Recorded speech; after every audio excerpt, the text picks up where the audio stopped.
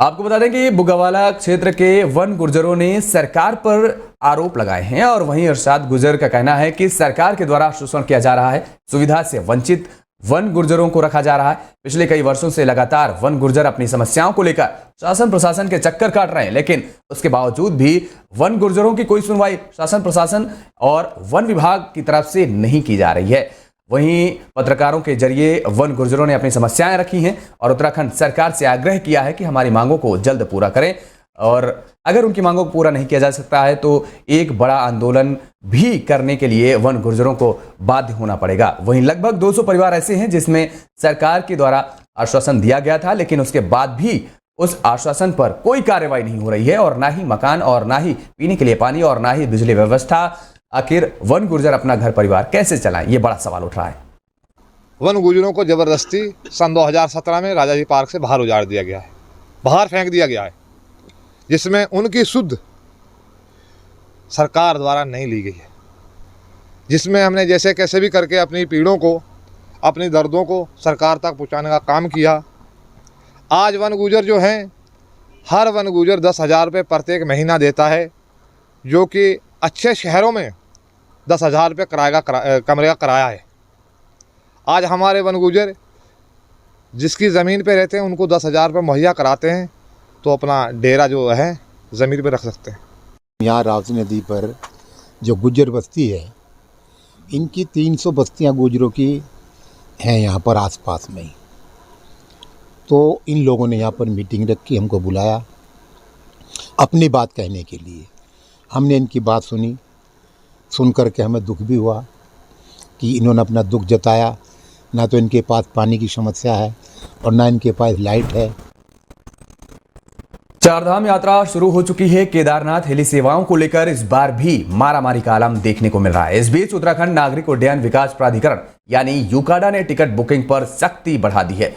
Ticket booking में एजेंटों की मिली भगत के आरोपों के बीच यूकाडा ने स्पष्ट किया है कि एक लोकेशन से अधिक टिकट बुकिंग तत्काल पकड़ में आ जाएगी। दरअसल केदारनाथ हेली सेवाओं के लिए टिकट बुकिंग की तेजी से तीर्थयात्री परेशान हैं और उनका आरोप है कि IRCTC के माध्यम से टिकट बुकिंग को एजेंट प्रभावित कर रहे हैं। इस वजह से उन्हें टिकट नहीं मिल पा रहे हैं और इस पर आपको बता दें कि यूकाडा के CEO C रविशंकर ने विस्तृत बातचीत भी की है और उन्होंने बताया है कि पहले बल्क बुकिंग जैसे हालात होते थे, लेकिन पिछले साल से इसमें सख्ती शुरू कर दी गई है। बताया कि पहले एक ईमेल पर 6 टिकट बुक हो सकते थे। कुछ लोगों ने मल्टीपल ईमेल ID बना ली है, जिससे ज्यादा टिकट बुकिंग का खतरा पैदा हो गया था। केदारनाथ धाम में VIP दर्शन पर सवाल उठाने को लेकर बीजेपी ने कांग्रेस पर पलटवार करते हुए कहा है कि बाबा केदारनाथ के कपाट खुलने के अवसर पर मुख्यमंत्री पुष्कर सिंह धामी वहां मुख्य सेवक के रूप में गए हैं और इसमें कुछ भी गलत नहीं है।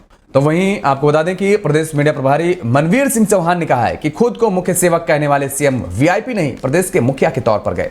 मुख्यमंत्री की सुलभता और सहजता को VIP कल्चर से जोड़ना हास्यास्पद है।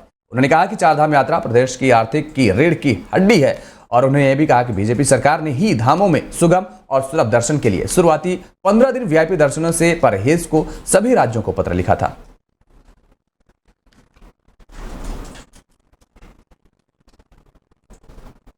बारह मई को बद्रीनाथ धाम के कपाट खोल दिए जाएंगे। सुबह 6 बजे विधि विधान के साथ धाम के कपाट दर्शनार्थ खोल दिए जाएंगे। अगले 6 माह तक भक्त यहां भगवान बद्री विशाल के दर्शन कर सकेंगे। बद्री धाम की यात्रा को लेकर जिला प्रशासन और बद्रीनाथ केदारनाथ मंदिर समिति की तैयारियां पूरी हो चुकी हैं।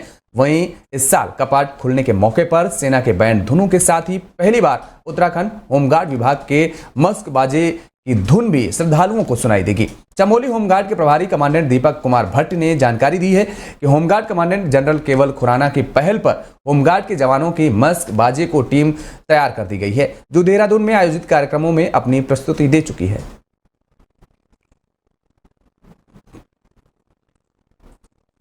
और अक्षय तृतीया पर दून के सराफा बाजार में खूब धनवर्षा हुई है। लोगों ने अपनी राशि के मुताबिक शुभ माने जाने वाले सोना व चांदी के सामानों की खूब खरीदारी की है। इसके साथ ही विवाह और अन्य समारोह के लिए एडवांस बुकिंग भी की है। दुकानों में खरीदारों के लिए देर शाम तक भीड़ से कारोबारियों के चेहरे खिले रहे। वैशाख महीने के शुक्ल पक्ष की तृतीया यानी अक्षय तृतीया पर शुक्रवार सुबह मंदिरों और घरों में धार्मिक अनुष्ठान के बाद मां लक्ष्मी की आराधना की इस दिन सोना चांदी के आभूषणों की खरीदारी करना बेहद शुभ माना जाता है और ऐसे में धामावाला बाजार, पलटन बाजार, राजपुर रोड, प्रेमनगर, धर्मपुर, रायपुर के साथ पटेल नगर समेत अन्य क्षेत्रों में भी अधिकांश सराफा बाजार और कारोबारियों में अपनी दुकानें सुबह से ही खोल दी थी।